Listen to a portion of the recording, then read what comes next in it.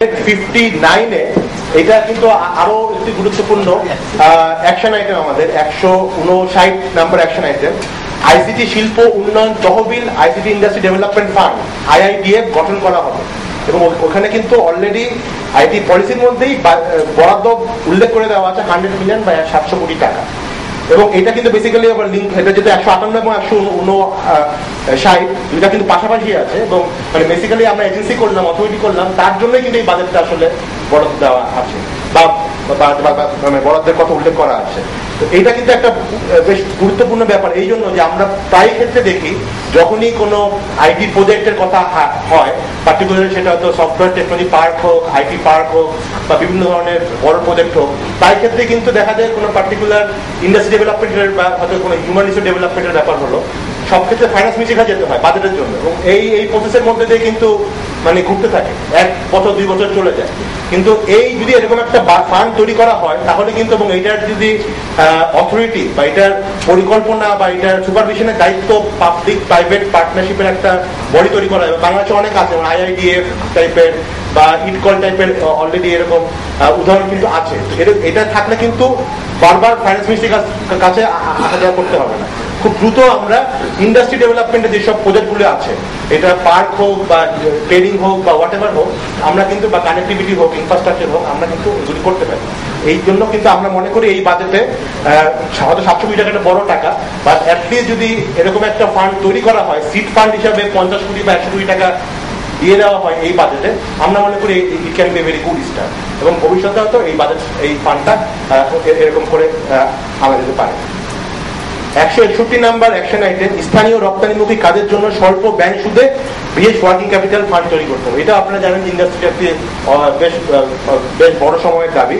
Unfortunately আমাদের দেশের funding বা ফাইন্যান্সিয়াল ইনস্টিটিউশনগুলো কিন্তু সব ক্ষেত্রে এই ব্যাপারে বেশ অনীহা প্রদর্শন করে এবং আপনারা জানেন এখন একটা আমাদের প্রতিটা ইন্ডাস্ট্রির একটা বড় সমস্যা, ব্যাংকগুলোর ক্ষেত্রে এখন আসলে বেশি ইন্টারেস্ট রেটেও লোন পাওয়া যাচ্ছে না। হ্যাঁ, এটা একটা বড় ব্যাপার এবং এটার জন্য হয়তো বাংলাদেশ ব্যাংককে বলেই দেওয়া আছে যে ইমপ্লিমেন্টিং এজেন্সি, সেক্ষেত্রে আমাদের বাংলাদেশ ব্যাংকের একটা গুরুত্বপূর্ণ ভূমিকা থাকতে পারে। সারা দেশে আরো software technology park, high tech park এবং আইসিটি ইনকিউবেটর স্থাপন করতে হবে। মাননীয় মন্ত্রী মহোদয় আমাদের সামনে আছেন, আমরা জানি যে বিসিসি উদ্যোগে বেশ কিছু ঢাকার বাইরেও এটা করা হচ্ছে। তো আমার মনে হয় এইটা একটি প্রক্রিয়া যেটা অলরেডি মন্ত্রণালয় এবং বাংলাদেশ কম্পিউটার কাউন্সিল শুরু করেছে এবং আমরা আসলে এটা অনেকদিন ধরেই দাবি করছি, পার্টিকুলারলি হাইটেক পার্ক কালিয়াকৈরের এবং যেটা জনতা পার্ক আছে সেটা আসলে দ্রুত বাস্তবায়ন এবং আরো ঢাকাতে আরো 4 থেকে 5টার মতো আইটি সফটওয়্যার টেকনোলজি পার্ক বা আইটি এনেবল সার্ভিস পার্ক বা আইটি পার্ক তৈরি করা খুব গুরুত্বপূর্ণ। সরকারি মালিকানাধীন IT park, STP incubator, high tech park এবং অন্যান্য সেবাদানকারী প্রতিষ্ঠানে ভাড়া প্রদানের ক্ষেত্রে মূল্য ছাড় দেওয়া হবে। এটাও কিন্তু একটা ইম্পর্টেন্ট, কিন্তু পার্ক করলেই হবে না, আমাদের আইটি কোম্পানিগুলোর যে সামর্থ্য সেই হিসাবে ভাড়াটাকেও রেশনালাইজ করাটা খুব জরুরি। সফটওয়্যার আইটি ইএস খাতে ওয়ার্কিং ক্যাপিটালের বিপরীতে জামানতবিহীন ঋণের বন্দোবস্ত করা হবে, এটাও একটা আলাদা একটা অ্যাকশন আইটেম হিসেবে আছে। আমরা এরপরে বেশ কিছু অ্যাকশন আইটেম দেখাবো যেটা বেসিক্যালি হিউম্যান রিসোর্স ডেভেলপমেন্টের সাথে সম্পর্কিত। আপনারা সকলেই জানেন আইটি ইন্ডাস্ট্রি, সেটা সফটওয়্যার কোম্পানি হোক, হার্ডওয়্যার কোম্পানি হোক বা নেটওয়ার্ক বা আইএসপি হোক, এটা একটা গত বেশ কয়েক বছর একটা বড় সমস্যা হচ্ছে হিউম্যান রিসোর্সের অ্যাভেলেবেল। তো অনেক ক্ষেত্রেই দেখা যাচ্ছে আমরা লোক পাচ্ছি না। এই ক্ষেত্রে কিন্তু বলেই দেওয়া আছে 162 নাম্বার অ্যাকশন আইটেমে যে যদি কোনো মানে আইটি পেশাজীবীদের যে প্রশিক্ষণ খরচ এটার যদি 50% সরকার বহন করে তাহলে কিন্তু আমাদের অর্গানাইজেশনগুলো আরো বেশি উৎসাহিত হবে তাদেরকে ট্রেনিং করানো যাবে। মানে এখন একটা সমস্যা হয় যে বিভিন্ন অর্গানাইজেশন লোক পাঠায় ট্রেনিং করানোর পরে, তো লোক ট্রেনিং শেষ হওয়ার পরে অর্গানাইজেশন থেকে চলে যায়। আলটিমেটলি এই ব্যাপারটা আসলে একটা ডিসইনসেন্টিভ হিসেবে কাজ করে কাউকে ট্রেনিং করতে দেওয়া। তা আমাদের কাছে মনে হয় যে এইটা যদি ইমপ্লিমেন্ট করা যেত, 50% গভর্নমেন্ট থেকে আসবে এবং এটা কিন্তু আপনারা জানেন যে মালয়েশিয়ায় একটা অলরেডি একটা উদাহরণ আছে, একটা হিউম্যান ডেভেলপমেন্ট ফান্ড হিসাবে একটা বলা আছে যেখানে ওই ম্যাচিং গ্র্যান্ট ফ্যাসিলিটি হিসাবে সে যদি প্রাইভেট কোনো বডি ইনভেস্ট করে ট্রেনিং এ, সরকার কিন্তু তার একটা ম্যাচিং হিসাবে এক ধরনের ইনভেস্ট করে পার্টিকুলার ট্রেনিং। আরেকটা বেশ প্রোগ্রেসিভ একটা জিনিস আছে 168 নাম্বার অ্যাকশন আইটেমে, মাধ্যমিক, উচ্চ মাধ্যমিক, স্নাতক পর্যায়ে বিজ্ঞান শিক্ষার জন্য বিশেষ ভিত্তি শিক্ষা বা শিক্ষা ঋণের ব্যবস্থা চালু করা।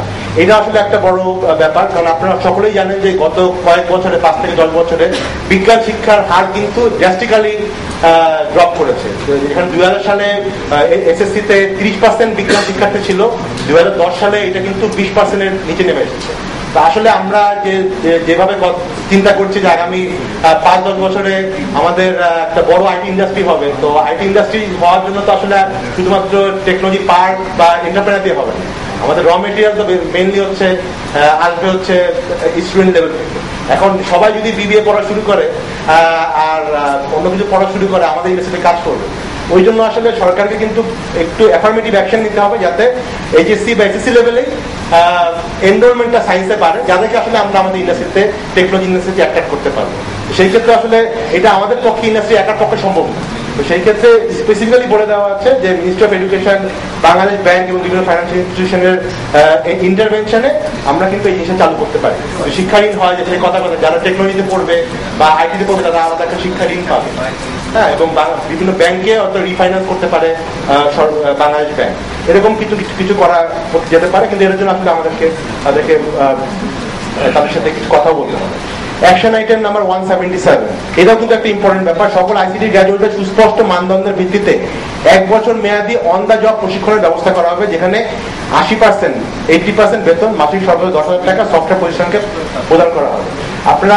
আমরা আইটি ইন্ডাস্ট্রি অনেকেই জানি যে আসলে আমরা কেউই ওই ফ্রেশ লোক রিক্রুট করতে চাই না। এটা খুব প্র্যাকটিক্যাল কারণে অনেকে চাই না, কারণ জানি যে ফ্রেশ লোককে আমরা রিক্রুট করলাম, তার কাছ থেকে আমরা 5-6 মাস কোনো আউটপুট পাবো না, তাকে ট্রেনিং দিতে হবে। এবং এই জন্য আমরা চাই যে অন্যখান থেকে লোক যাতে নিয়ে আসা যায়। আলটিমেটলি এটা কিন্তু একটা ইন্ডাস্ট্রিতে খুব একটা টেনশন সবসময় বিরাজ করে, যে এক কোম্পানির ট্রেন লোক আরেক কোম্পানি চলে যাচ্ছে, এবং কিন্তু আলটিমেটলি দেখা যায় যে অনেক অ্যাভেলেবেল চাকরি আছে কিন্তু লোক নাই, এবং ফ্রেশাররাও চাকরি না পেয়ে ঘুরে বেড়াচ্ছে। বাট যদি এরকম একটা করে, এবং আইটি ইন্টার্নশিপ একটা প্রজেক্ট বাংলাদেশ কম্পিউটার কাউন্সিলের আছে, এবং এখানে আমরা বেশ কয়েক বছর ধরেই বলছি আসলে যে এখন যে 5,000 টাকা একটা ব্যাপার আছে, যেখানে ইন্ডাস্ট্রি কন্ট্রিবিউট করে 40%, মন্ত্রণালয় কন্ট্রিবিউট করে 60%, এই 5,000 টাকা আসলে কোনো ইন্টার্ন আজকাল কাজ করতে চায় না। আমরা মনে করি যে এটা যদি অ্যাটলিস্ট 10,000 টাকা করা হয়, এবং যেটা বলাই আছে আইসিটি নীতিমালার মধ্যে, এবং সেটার 80% যদি সরকার বিয়ার করে, তাহলে কিন্তু আমাদের কোম্পানিগুলো ফ্রেশ গ্র্যাজুয়েটদের রিক্রুট করার ব্যাপারে মাত্র আগ্রহী হবে। আইসিটি শিল্পের চাহিদা অনুযায়ী ইএফ নীতি প্রণয়ন করা হবে। আপনারা জানেন যে ইএফ এর একটি বেশ কয়েক বছর ধরে আছে, কিন্তু বিভিন্ন কারণে, নীতিগত কারণে শুধুমাত্র গত 6-7 বছরে বোধহয় 70 কোটি টাকার বেশি এখানে বরাদ্দ হয়নি। এগ্রো ইন্ডাস্ট্রিতে 1000 কোটি টাকার বেশি বরাদ্দ হয়েছে। এই ক্ষেত্রে আমি জানি যে বেসিস, বিসিএস, আইএসসি বেশ কয়েক দিন ধরে, কয়েক মাস ধরেই কাজ করছে। এই ব্যাপারে হয়তো আমাদের প্রেসিডেন্ট বৃন্দ আরো বলতে পারবে। আইসিটি খাতে অর্থায়নের জন্য নীতিমালা প্রণয়ন করা হবে এবং ভেঞ্চার ক্যাপিটাল ফান্ড গঠন করা হবে। আমি দ্রুত যাচ্ছি। এখন আসলে আমরা কয়েকটা পয়েন্ট উল্লেখ করবো, যেটা আসলে ডাইরেক্টলি ট্যাক্স এবং ভ্যাট পলিসির সাথে সম্পর্কিত। 2003 নাম্বার অ্যাকশন আইটেম, আমার মনে হয় আজকে যারা অনেকে উপস্থিত আছে তাদের একটা বড় কনসার্ন যে আগামী মাসে যে বাজেটটা প্রণয়ন করা হবে, সেই ক্ষেত্রে আসলে পার্টিকুলারলি যে 2011 সাল পর্যন্ত যে আমাদের যে একটা এক্সেমশন ছিল সফটওয়্যার এবং আইটি এনেবল সার্ভিসের উপরে, সেটার কি অবস্থা হবে। আজকে আমাদের সামনে মাননীয় এনবিআর এর চেয়ারম্যান মহোদয় আছেন, তো ওনার সাথেও হয়তো অনেকের কাছে এটাই ওনার কাছে একটা কনসার্ন থাকবে। তো এটা কিন্তু আমরা বলতে চাই যে আইটি পলিসির মধ্যে স্পষ্টভাবে কিন্তু বলে দেওয়া আছে সরকারের একটা পলিসি হিসাবে 2018 পর্যন্ত সফটওয়্যার এবং আইটিএস খাতের আয়কর মওকুফ করতে হবে। এটা অলরেডি সরকারের ঘোষিত একটি পরিকল্পনার অংশ। তো সেই হিসাবে আমরা মনে করি, সেই হিসাবে আমাদের রিকোয়েস্ট থাকবে এনবিআর এর কাছে, তারা যাতে এই পলিসিটা বাস্তবায়নের ক্ষেত্রে সহায়তা করে, এবং আমাদের যে সফটওয়্যার এবং আইটিএস খাতের যে আয়কর, সেটা আরো 7 বছর অ্যাটলিস্ট এক্সটেন্ড করে মওকুফের। 204 নম্বরে অ্যাকশন আইটেমে বলা আছে সাধারণ মানুষের সংযোগ ব্যয় কমানোর লক্ষ্যে নেটওয়ার্ক যন্ত্রপাতির উপর শুল্ক ও ভ্যাট প্রত্যাহার করতে হবে।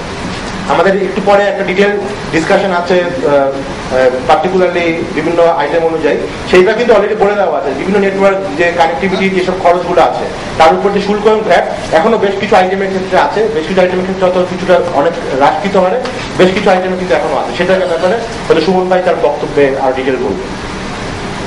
এটাও একটা ইম্পর্টেন্ট ব্যাপার যে ইন্টারনেট সেবা ও আইসিটি পরামর্শ সেবা সকল আইসিটি বিষয়ক সেবা থেকে ভ্যাট প্রত্যাহার করতে হয়। বর্তমানে যেমন ইন্টারনেট সেবার ক্ষেত্রে আমরা কিন্তু এটা কিউবি হোক, বিডিটিভি হোক, যে কোনো স্থান থেকেই হোক বা যে কোনো আইসপি থেকে হোক 15% ভ্যাট আছে। আমরা কিন্তু 3 হাউজিং থেকেই বেশ কয়েক বছর ধরে দাবি করছি যে এই ভ্যাটটা যাতে মকুব করা হয়, তাহলে সাধারণ মানুষ কিন্তু আরো অনেক কম খরচে ইন্টারনেট ব্যবহার করতে পারে। এটাও কিন্তু 206 নম্বর একটা স্পষ্টভাবে বলে দেওয়া হয়। আরো এটা ডাইরেক্ট পলিটিক্সের সম্পর্কিত না, কিন্তু এনবিআর সাথে সম্পর্কিত বলে আমরা এটাকে আনছি। অনলাইনে আয়কর রিটার্ন জমা দেওয়ার ব্যবস্থা করা, এটা 62 নম্বর অ্যাকশন আইটেমে বলে দেওয়া আছে। অনলাইনের মাধ্যমে সম্পূর্ণ অর্থ বছরে আয়কর একত্রে অথবা পর্যায়ক্রমে পরিশোধের ব্যবস্থা প্রবর্তন করা। আমরা জানি যে রিসেন্টলি এনবিআর কিছু ব্যবস্থা নিচ্ছে, পার্টিকুলার যত আছে অনলাইনে ভ্যাট রেজিস্ট্রেশন ব্যবস্থা করা। হয়তো আমাদের মাননীয় চেয়ারম্যান মহোদয় এই ব্যাপারেও কিছু বলতে পারবেন, বাট আমরা জানি যে কিছু এনবিআর এর বেশ কিছু অলরেডি ইমপ্লিমেন্টেশন হচ্ছে, কিছু অটোমেশন। তো আমরা মনে করি যে আমাদের আইটি ইন্ডাস্ট্রিকে যদি এর সাথে আরো বেশিভাবে সম্পৃক্ত করা যায়, আমরা হয়তো এই ব্যাপারে আমাদের কনস্ট্রাকটিভ আইডিয়া এবং সাজেশন দিয়ে অনলিটিক্যাল করতে পারি। তো আমার মনে হয় আমরা 20টা অ্যাকশন আইটেম যেগুলো আসলে আমাদের জন্য খুব রিলেভেন্ট এই মুহূর্তে সেটি উপস্থাপন করলাম। 306টার মধ্যে আরো অনেক অ্যাকশন আইটেম আছে যেগুলি পরোক্ষভাবে আমাদের সাথে সম্পর্কিত, সময়ের অভাবে তো আমরা উপস্থাপন করলাম না।